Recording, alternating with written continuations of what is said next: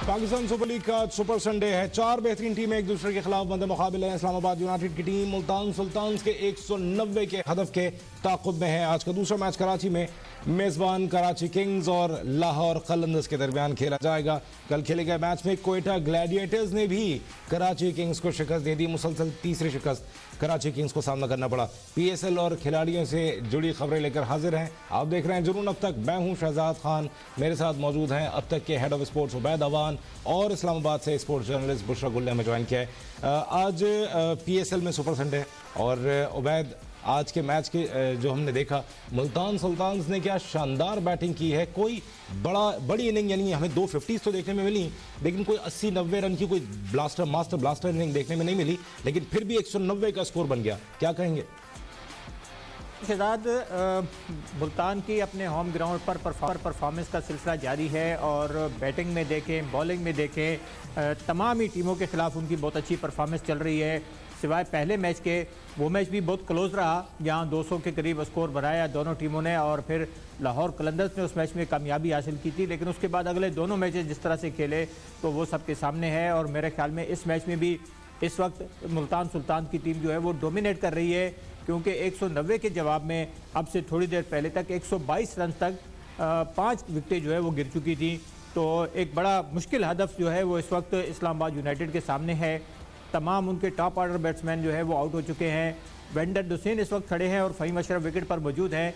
Vendor Dussen थोड़ा सा बेहतर इस वक्त बैटिंग करते हुए नज़र आ रहे हैं, लेकिन आस्किंग रेट जो है वो बढ़ता जा रहा है और वो ज़्यादा होता जा रहा है, तो उसको ज़रूर मद्देनज़र रखना होगा, क्योंकि उसके बाद पीछे उनके जो है वो टेल एंडर शुरू हो जाएंगे तो उनके लिए फिर मज़ीद मुश्किल हो जाएगा इस रिक्वायर्ड रेट को जो है वो बरकरार रखना और उसको कम्पीट करना।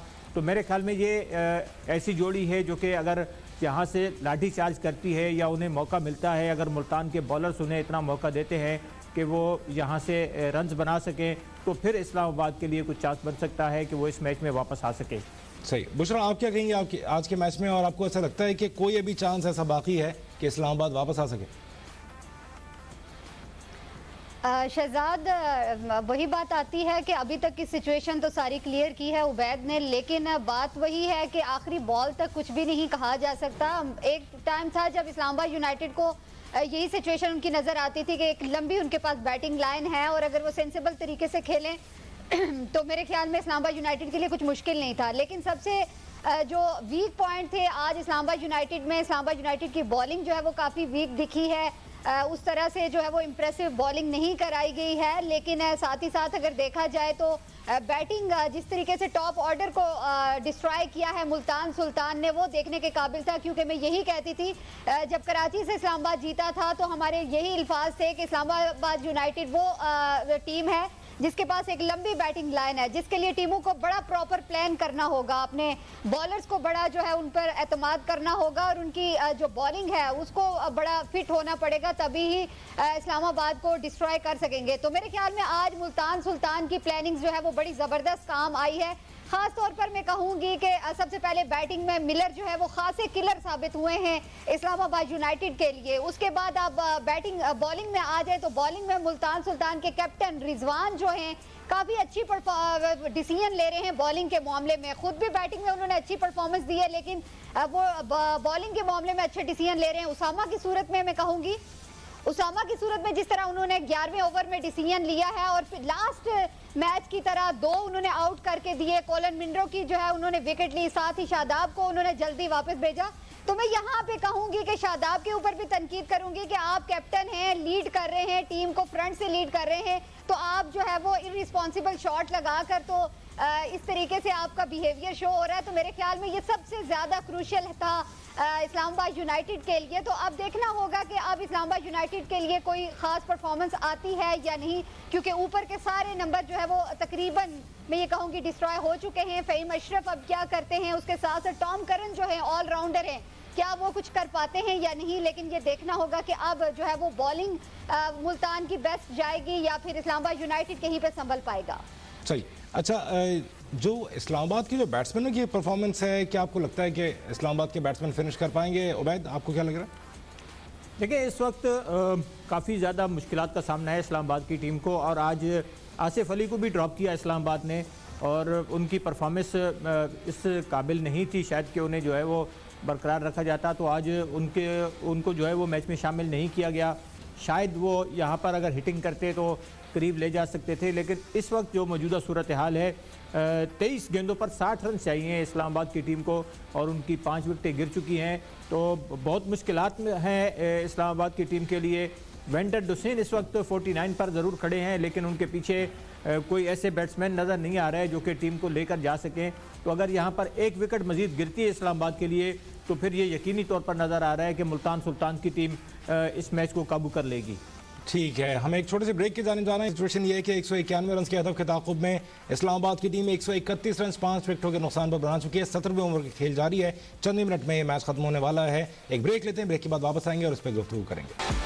Welcome back. ब्रेक पे जाने से पहले इस्लामाबाद यूनाइटेड ने 5 विकेटों के नुकसान पर 131 रन बनाए थे और जितनी देर में ये ब्रेक हुआ है उतनी देर में इस्लामाबाद ने बड़ा ब्रेक ले लिया है। 2 खिलाड़ी आउट हो चुके हैं, फहीम अशरफ जिनसे थोड़ी सी उम्मीद थी और वैंडर ड्यूसन दोनों पवन लौट चुके हैं और इस वक्त टॉम करन और मोहम्मद वसीम इस वक्त विकेट पर मौजूद हैं। 20 गेंदों पर 59 रन चाहिए, यानी 3 गुना, हर गेंद पर 3 रन चाहिए।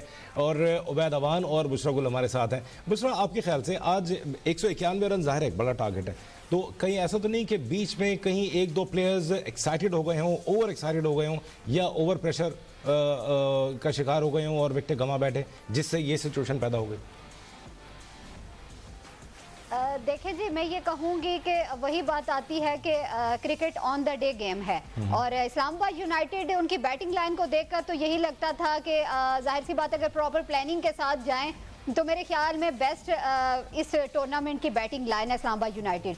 और वही बात आ जाती है कि आज मुल्तान सुल्तान की कंडीशन में उनका खेलना फर्स्ट इम्तिहान था, क्या पता उनकी कंडीशन उनको सूटेबल नहीं आई है, एक वो भी उनके लिए था। दूसरी बात यह है कि प्लानिंग का मसला नज़र आया है। बाकी ऐसी बात नहीं है कि इस्लामाबाद यूनाइटेड किसी बड़े टारगेट को चेज नहीं कर सकती है, लेकिन कुछ ना कुछ गलतियां ऐसी हैं कि मैच्योर तरीके से बॉलिंग नहीं की गई, मैच्योर तरीके से बैटिंग नहीं की गई और शायद बहुत ज़्यादा मुल्तान सुल्तान को रिलैक्स ले गई या सिर्फ वो डिपेंड कर बैठे कि जितना भी टोटल स्कोर हो हमारे पास एक लंबी बैटिंग लाइन है तो हम चल जाएंगे। तो मेरे ख्याल में कभी कभी इस तरीके का जो ओवर कॉन्फिडेंस होता है वो भी आपको इम्तिहान में डाल देता है। तो मुल्तान सुल्तान की ये कहूँगी कि मुल्तान सुल्तान के लिए वाकई दाद देनी पड़ेगी कि उन्होंने हर डिपार्टमेंट में काम किया है और हर टीम के खिलाफ भरपूर प्लानिंग के साथ आते हैं और जिस तरीके से उन्होंने पिछली 2 जीत अपने नाम की है वो जीत उनके कॉन्फिडेंस को बहुत ज्यादा अप कर गई है। तो मैं ये कहूंगी कि लास्ट की तरह इस दफा भी मुल्तान सुल्तान जो है वो बाकी टीमों के लिए एक इम्तिहान साबित हो सकती है। सही बात है। उबैद, आप अपनी बात कंटिन्यू कीजिएगा और उसमें इस बात को भी शामिल कर लीजिए, अब्बास अफरीदी ने क्या शानदार परफॉर्मेंस दिया आज, 3 ओवर 22 रन 4 विकेटें। बिल्कुल, तमाम ही बॉलर्स जो है मुल्तान सुल्तान के वो बहुत ज़बरदस्त रहे और जिस तरह से उन्होंने काबू किया इस्लामाबाद के बैट्समैनों को वो बहुत शानदार था और वाज़ेह तौर पर नज़र आ रहा था कि मुल्तान की टीम इस मैच में तमाम शोबों पर हावी रही है। और यहाँ मैं एक बात ज़रूर करूँगा कि पिछले जो मैच इस्लामाबाद ने जीता है तो उसमें हमने देखा कि कॉलन मुंड्रो और एलेक्स हेल जो है वो ऊपर आकर जो है वो वहाँ से अच्छा स्टार्ट देते थे और अच्छी इनिंग खेलते थे, तो नीचे वाले बैट्समैनों के लिए बड़ा आसान हो जाता था। लेकिन आज ये हुआ कि जब ऊपर से बैट्समैन नहीं चले तो फिर नीचे वाले जो बैटिंग लाइन थी वो कोलैप्स कर गई और उस वजह से आज इस्लामाबाद को जो है वो ये हाल नज़र आ रहा है। हमें 18 गेंदों पर इस वक्त 58 रन चाहिए, लेकिन 8 ही विकेटें आउट हो चुकी हैं, तो चांसेस इस्लामाबाद के जो है वो बिल्कुल ना होने के बराबर रह गए हैं इस मैच में। अच्छा, अब जो है वो रोमान रईस और टॉम करन के जो है इस पिच पर मौजूद हैं। मेरा ख्याल है कि कोई ख़ास उम्मीद बाकी नहीं है क्योंकि 18 गेंदों पर 58 रन थोड़ा ज़्यादा ही मुश्किल टास्क है। नहीं, अगर यहाँ आसिफ अली होते तो फिर हम कह सकते थे कि शायद वो थोड़ा चांस लेते, हिटिंग के लिए जाते, लेकिन उन्हें भी अगर दूसरे एंड पर कोई सपोर्ट होती तो शायद वो जाते हिटिंग के लिए। लेकिन इस वक्त मुल्तान सुल्तान की टीम जो है वो मैच पर मुस्तकिल तौर पर जो है हमें नज़र आ रहा है कि काबू है उनके और मुल्तान सुल्तान का पलड़ा भारी है इस मैच में। इस्लामाबाद यूनाइटेड के लिए अब चांसेस नहीं है और तीसरी विक्ट्री होगी मुल्तान सुल्तान की इस टूर्नामेंट के अंदर ये। सही। अच्छा बुशरा, आपके ख्याल से अभी आपने बताया कि मुल्तान सुल्तान वाकई बहुत अच्छा परफॉर्म भी कर रहे हैं और जो अपने अपोनेंट्स को बड़ा टफ टाइम देते हैं, मुल्तान सुल्तान ने अपने बॉलर्स को बड़ा स्मार्टली यूज़ किया है, क्या कहेंगे आप? बिल्कुल ऐसा ही है। वही मैं बात कर रही थी कि रिजवान को मैं दाद बार बार इस सूरत में देती हूँ कि रिजवान ना सिर्फ इंडिविजुअली परफॉर्मेंस दे रहे हैं, बल्कि वो जब टीम को लीड करते हैं, खास तौर पे मैं बॉलिंग की सूरत में उनके डिसीजंस को दाद देती हूँ कि जब लास्ट में भी आप देखें, लास्ट जो उनका मैच हुआ था, उन्होंने वहाँ पे किस तरीके से उसामा को यूज़ किया था और जो है वो बड़ी विकेट्स लेकर एक मैच का वो टर्निंग पॉइंट था। अब शुरू में यही लग रहा था कि पेशावर जो है वो जीत जाएगा, लेकिन वही बात आती है कि 15वां ओवर जो था वो बड़ा इम्तिहान पेशावर के लिए साबित हुआ था। तो आज जो है वो 11वां ओवर इस्लामाबाद यूनाइटेड के लिए बड़ा इम्तिहान साबित हुआ है। 2 मेन विकेट्स उसामा ने ली हैं और ये रिजवान को दाद देते हैं कि वो कभी पैनिक नहीं होते हैं। अगर उनको लगता है कि टीम जो है दूसरी वो बड़ी शॉट्स लगा रही है, रन्स बन रहे हैं, सब कुछ है, लेकिन वो पैनिक नहीं होते, अंडर प्रेशर नहीं आते। जो लीडर है उसकी यही क्वालिटी होनी चाहिए कि वो अपने डिसीजन को बड़ा कूल होकर ले, और मेरे ख्याल में रिजवान की यही बेस्ट क्वालिटी है जो उनको और उनकी टीम को आगे एक सक्सेसफुल लेकर आगे जा रही है। सही। अच्छा उबैद, आपके ख्याल से आज के मैच में जैसे हम देख रहे हैं कि वैसे भी जैसे जैसे टूर्नामेंट स्टार्ट होता है, प्लेयर्स जो हैं वो एक दूसरे के साथ सेटल डाउन होते हैं, अपनी टीम जेलिंग होती है, फिर वो कंडीशन से एडजस्ट करते हैं, मैचेस के लिहाज से team by team, opponent by opponent वो एडजस्ट करते जाते हैं। जो जैसे जैसे टूर्नामेंट स्टार्टिंग से आगे की तरफ प्रोसीड करता है, वैसे वैसे प्लेयर्स की परफॉर्मेंस भी चेंज होती जाती है। क्या कहेंगे उबैद?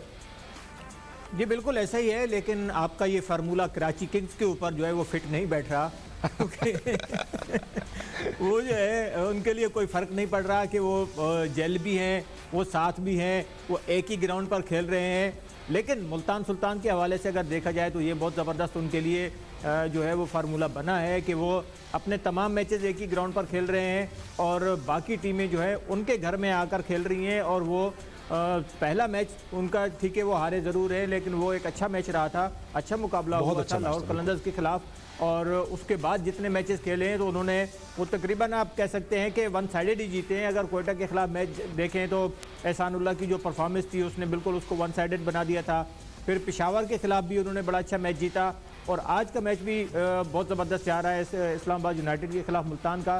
तो मुल्तान को जो है वो टूर्नामेंट के बिल्कुल, और अब जो है वो इसका डिसीजन आ चुका है, मैच ख़त्म हो गया। मुल्तान सुल्तान ने इस मैच में कामयाबी हासिल कर ली, जो कि नज़र आ रहा था 52 रन से इस मैच में कामयाबी मिली है और बहुत बड़ी कामयाबी है 52 रन से। इससे न सिर्फ ये कि मुल्तान सुल्तान जो पहले ही टॉप पर थी 4 पॉइंट थे, अब उसके 6 पॉइंट हो गए और रन रेट उसका जो है वो बहुत अच्छा हो गया, जिसको अब दूसरी टीमों के लिए उसको कम्पीट करना जो है वो बड़ा मुश्किल हो जाएगा। सही। अच्छा, जहां हम कराची किंग्स की परफॉर्मेंस की बात करने जा रहे थे, लेकिन ये इस वक्त मैच चूंकि वाइंड अप हो चुका है और मैच जो है वो मेरे ख्याल है 2 ओवर पहले वाइंड अप हो गया 17.5 ओवर में, यानी तकरीबन 13 गेंदों का खेल अभी बाकी था और 13 गेंदें T20 में खासी इंपॉर्टेंट होती हैं। इस 13 गेंदों में मैच पलट जाता है, लेकिन मैच पलट गया उल्टी तरफ, यानी इस्लामाबाद यूनाइटेड के हाथ से निकल गया। मुल्तान सुल्तान ने 190 रन का हदफ दिया था, जो कि इस्लामाबाद यूनाइटेड की टीम हासिल न कर सकी। 138 पर ही पूरी टीम हिम्मत हार बैठी। बुशरा, आपके ख्याल से इस्लामाबाद यूनाइटेड जैसी बड़ी साइड इसलिए कहूँगा क्योंकि सारे बैट्समैन बड़े नाम है, परफॉर्मर्स हैं जो कि दुनिया भर से आ रहे हैं और उनको भी कुछ ना कुछ सबक मिला होगा इस हार से। बिल्कुल ऐसा ही है। और दूसरी बात ये शहजाद कहना चाहूंगी कि बॉलिंग में गलतियां तो सामने ही हैं, इस्लामाबाद यूनाइटेड में भी बेशुमार गलतियां हैं बॉलिंग में, लेकिन साथ साथ आज उनके पूरा बैटिंग डिपार्टमेंट भी चेक हुआ है। पहले तो ओपनर आते थे, खेल के चले जाते थे, आज तो इस्लामाबाद यूनाइटेड के कैप्टन भी सामने आए हैं। पहले तो पिछले मैच में वो सामने नहीं आए थे क्योंकि शायद यही पता चल रहा था कि उनकी जो है उंगली में कोई फ्रैक्चर था, जिसकी वजह से वो ऊपर के नंबर पर खुद बैटिंग के लिए नहीं आ रहे हैं, लेकिन आज उनकी बैटिंग भी सामने नजर आ गई है। तो आज इस्लामाबाद यूनाइटेड को अंदाजा हुआ होगा कि नीचे के नंबर पर उनकी बैटिंग जो है वो अभी अच्छे से नहीं चल रही है, तो अभी उनको उस पर भी काम करने की जरूरत है। नो डाउट उनके पास लंबी बैटिंग लाइन है, लेकिन बैटिंग चलनी भी तो चाहिए। मुल्तान सुल्तान की जहां तक बात है, मैं ये कहूंगी कि कराची वाले और हम सब ये सोच के एंजॉय करें कि मुल्तान सुल्तान ने कराची का बदला ले लिया है, पहले पेशावर को हरा कर और आज जो है वो इस्लामाबाद यूनाइटेड को, तो लेट्स सेलिब्रेट सुल्तान विक्ट्री। बिल्कुल ऐसी है। अच्छा, वैसे कराची किंग्स के बारे में अभी मुझे नहीं पता कि हमारे पास ब्रेक में कितना वक्त है, हम इस बारे में बात शुरू कर ही देते हैं कि कराची किंग्स के हवाले से अभी कराची किंग्स मुसलसल 3 मैचेस हार चुका है, लेकिन ऐसा नहीं है कि टूर्नामेंट हाथ से निकल गया है। कराची का चौथा मैच है लाहौर कलंदर्स के साथ, और अगर वो आज का मैच भी हार जाते हैं तो कोई बात नहीं है, आगे मुल्तान और लाहौर भी हैं, तो वहाँ पर भी जाके मैचेस हारने में अलग मज़ा है और वो भी खेले जा सकते हैं अच्छे तरीके से। और लेकिन एक बात है उबैद के, जोक्स अपार्ट, कराची किंग्स अपनी तरफ से बहुत अच्छा परफॉर्म कर रही है, मैचेस फिनिश नहीं कर पा रही, ये मुझे ऐसा लगता है बिल्कुल चोकर्स जैसे ग्लव्स कहते हैं ना, चोकर्स लग रहे हैं कराची किंग्स। उबैद भी बिल्कुल शहजाद ऐसा ही है, मैच फिनिशर्स की कमी नज़र आ रही है। शोएब मलिक कोशिश ज़रूर कर रहे हैं, लेकिन शोएब मलिक कभी भी मैच फिनिशर नहीं रहे, और बहुत कम मैचेस ऐसे होंगे जिनमें वो जाकर खेले और मैच फिनिश करके आए। तो इसी तरह से दूसरे प्लेयर्स भी देखें तो उनके पास जो है उस चीज़ की कमी है। दूसरा, उनका बॉलिंग डिपार्टमेंट जो है वो खासा वीक है। मोहम्मद आमिर उसमें ज़रूर मौजूद हैं, लेकिन उनकी परफॉर्मेंस जो है वो सबके सामने है। अगर वो 2 और 3 विकेटें भी लेते हैं तो उसका कोई इम्पैक्ट नज़र नहीं आता। दूसरा ये कि आमिर जमीन को पिछले मैच में शामिल किया गया, लेकिन वो भी कप्तान के ऊपर जिस तरह का है कि वो प्लानिंग करते हैं और जिस तरह से अपने बॉलर्स को आजमा रहे हैं, उनको चांस दे रहे हैं, तो वो कुछ समझ में नहीं आ रहा। दूसरा ये कि बहुत ज़्यादा तब्दीलियाँ कर रही है कराची किंग्स की टीम। पहला मैच खेला, उसके बाद दूसरे मैच में 4 तब्दीलियाँ कर दी, फिर तीसरे मैच में फिर यही हाल था। आज लाहौर कलंदर के खिलाफ मैच है, तो उसमें देखते हैं, मुझे लग रहा है कि आज 1-2-3 तब्दीलियां और होगी कराची किंग की टीम में, तो कम्बिनेशन भी नहीं बन पा रहा, जिसकी वजह से मुल्तान की कराची की टीम जो है वो स्ट्रगल कर रही है। इस चीज़ के ऊपर भी सोचना होगा। और दूसरा, कल भी हमने अपने प्रोग्राम में जिक्र किया था कि कराची किंग वो टीम है जिसने बड़े बड़े खिलाड़ियों को ज़ाया किया है। मोहम्मद रिजवान जब कराची किंग की टीम में थे तो वो सिर्फ बेंच पर बैठे रहते थे। आज देख लें मोहम्मद रिजवान कहाँ हैं, और वो वर्ल्ड नंबर 1 प्लेयर बने, और आज उन्होंने जो है वो पिछले सीज़न में मुल्तान को भी चैंपियन बनवाया पिछले सीज़न में, और अभी भी परफॉर्मेंस देखें तो मुल्तान की टीम जो है वो टॉप पर जा रही है। बिल्कुल, अभी जिस वक्त हम ये बात कर रहे हैं उस वक्त 50-52 रन से इस्लामाबाद यूनाइटेड को हरा देना एक बहुत बड़ी बात है। एक हमें छोटे से ब्रेक की जानिब जाना है, ब्रेक के बाद वापस आएंगे और इसी बारे में कंटिन्यू करेंगे। आप देखते रहिए जुनून अब तक। वेलकम बैक, आप देख रहे हैं जुनून अब तक। मैं हूं शहजाद खान, हमारे साथ मौजूद हैं उबैद अवान और बुशरा गुल। उबैद, बात को कंटिन्यू करेंगे। हम कराची किंग्स के परफॉर्मेंस के बारे में बात करते हैं। मुल्तान सुल्तान ने बहुत शानदार परफॉर्म किया। आप बता रहे थे कि जैसे कि आपकी ऑब्जर्वेशन है और हमें भी शायद ऐसे ही लगता है कि बहुत अच्छे प्लेयर्स जब कराची किंग्स की तरफ से खेले थे तो वैसा परफॉर्म नहीं कर पा रहे थे जैसा कि उनका खासा है, जैसे उनका स्टाइल है। दुनिया भर के बहुत सीज़न आप 1 से देख लें और सीज़न 8वां सीज़न चल रहा है, तो आपको क्या लगता है कि क्या लगता है, क्योंकि लाहौर कलंदर्स के बारे में भी हमने शुरू में देखा कि बड़ी ट्रबल हो रही थी वहाँ प्लेयर्स को परफॉर्म करने के लिए, लेकिन उन्होंने मुस्तकिल खेलते रहे। वो लाहौर कलंदर्स ने अपनी प्रैक्टिस पूरे साल जारी रखी। क्या आपको लगता है कि कराची किंग्स को भी ऐसा करना चाहिए उबैद? देखिए, लाहौर कलंदर्स ने अपना एक प्लेयर डेवलपमेंट प्रोग्राम बनाया, उन्होंने अपना एक हाई परफॉर्मेंस सेंटर बनाया है लाहौर में। उसके अलावा उनकी एक्टिविटीज़ पूरा साल जारी रहते हैं। न सिर्फ ये कि लाहौर के अंदर, बल्कि वो आज़ाद कश्मीर भी गए, वो कराची भी आए, दूसरे शहरों के अंदर भी उन्होंने अपने प्रोग्राम्स रखे। और उनका जो प्लेयर डेवलपमेंट प्रोग्राम है उसमें से कई प्लेयर सामने आए, जिसमें हारिस रऊफ़ है, जिसमें शाहीन शाह अफरीदी है, जिसमें दिलबर हुसैन है। तो इस तरह के कई प्लेयर जो है वो आए और वो खेले और उन्होंने परफॉर्म किया, और वो दूसरी टीमों में भी गए, इंटरनेशनली पाकिस्तान को उन्होंने रिप्रेजेंट किया। तो उन्होंने अपने वो जो प्लेयर्स थे उनके साथ उन्होंने कंटिन्यू किया। जबकि कराची किंग्स के मसाइल कुछ और हैं। कराची किंग्स की मुझे ऐसा लगता है कि शायद मैनेजमेंट में कुछ मसाइल हैं। उनके कुछ लोग ऐसे हैं जो सिर्फ जो है चंद प्लेयर्स के साथ उनको मसला है, या चंद प्लेयर्स को वो प्रमोट करना चाहते हैं। कई प्लेयर ऐसे हैं, मोहम्मद रिजवान की हमने अभी थोड़ी देर पहले बात की कि वो जब कराची की टीम में थे तो उन्हें मुसलसल बेंच पर बिठाया जाता रहा, उन्हें नहीं खिलाया जाता था। उसामा मीर को देखें, वो जब कराची की टीम में थे तो उन्हें नहीं खिलाया जाता था, आज वो मुल्तान की तरफ से परफॉर्म कर रहे हैं। इसी तरह आप बाकी और प्लेयर भी हैं जो कि कराची की टीम में थे तो उन्हें नहीं खिलाया जाता था। बाबर आजम को रिलीज़ कर दिया, और बाबर आजम पेशावर की तरफ से देखें कितनी अच्छी परफॉर्मेंस दे रहे हैं। तो ये वो चीज़ें हैं जो कि मुल्तान कराची की टीम को जो है वो अपने अंदर सेट करने की ज़रूरत है। अपने उनको टैलेंट को देखना होगा कि अभी भी देखें वकास अकरम बैठे हुए हैं, कई और नौजवान प्लेयर्स जो है वो बैठे हुए हैं बेंच पर, जो कि पाकिस्तान अंडर 19 टीम की तरफ से खेल कर आए हैं या डोमेस्टिक में उन्होंने अच्छी परफॉर्मेंस दी है, लेकिन उन्हें चांस नहीं दिया जा रहा और वो बैठकर सिर्फ अपनी टीम को हारता हुआ देख रहे हैं। मेरे ख्याल में इन चीज़ों को और कम्बिनेशन को मज़ीद बेहतर बनाने की ज़रूरत है कराची किंग्स की जो इंतज़ामिया है। अच्छा, इसमें उबैद अभी बुशरा से भी इस बारे में मैं ओपिनियन लूँगा। ये बताइए कि आपके ख्याल से टूर्नामेंट का जो स्टार्ट, जहाँ सबसे कम प्रेशर होता है, वहाँ नए प्लेयर्स को, जैसे अंडर 19 से कोई प्लेयर अगर आए तो उसको ओपनिंग देने के लिए आपको नहीं लगता कि यही सबसे बेहतर मौका होता है कि वहाँ उसको दिया जाए ताकि वो फ्री होकर, बॉलर है तो बॉलिंग करे और बैट्समैन तो बैटिंग करे? देखिए शहजाद, हर टीम के पास एमर्जिंग कैटेगरी में प्लेयर्स हैं और वो उस कैटेगरी में अपने प्लेयर्स को मौका देते हैं। लाजमी है कि कम से कम एक प्लेयर जो है वो हर टीम की प्लेइंग 11 में शामिल होना चाहिए एमर्जिंग कैटेगरी में।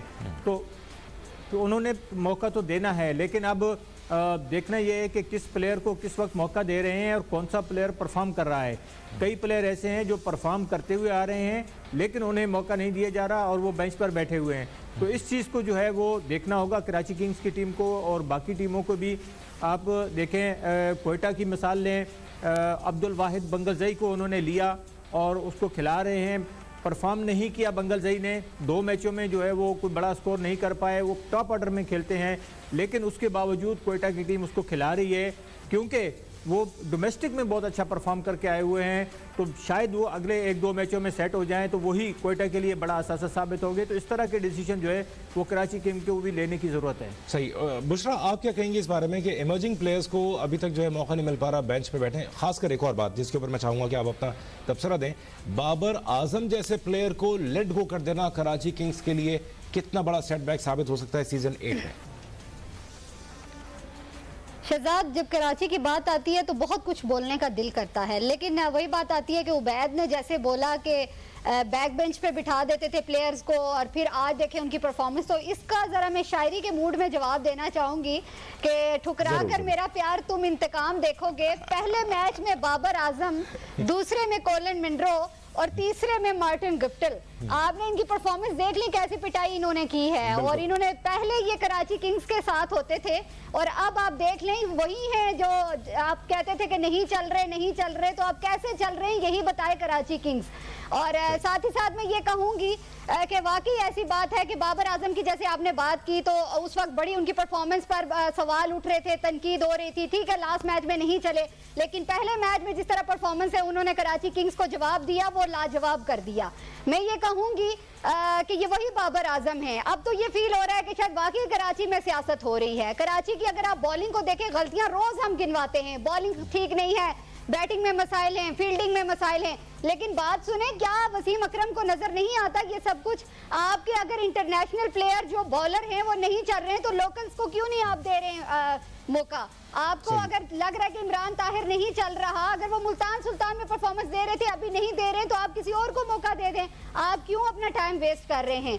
तो मेरे ख्याल में इस पर मैनेजमेंट को अभी भी वक्त है, काम कर लें तो बहुत अच्छा होगा। क्योंकि देखें, आप जो है वो कॉम्बिनेशन को बिल्कुल चेंज करने पे नहीं आ रहे हैं। आपकी बॉलिंग बहुत वीक है, आमिर के अलावा आपको कोई भी अभी उस तरह से, आमिर की भी कोई बहुत अच्छी हम बॉलिंग नहीं कहेंगे लेकिन फिर भी कुछ एक्सेप्टेबल है। और आमिर को चाहिए कि मजीद बेहतरी के लिए वो अपने आप को एग्रेशन से बाहर निकालें, अपनी गेम पर फोकस करें।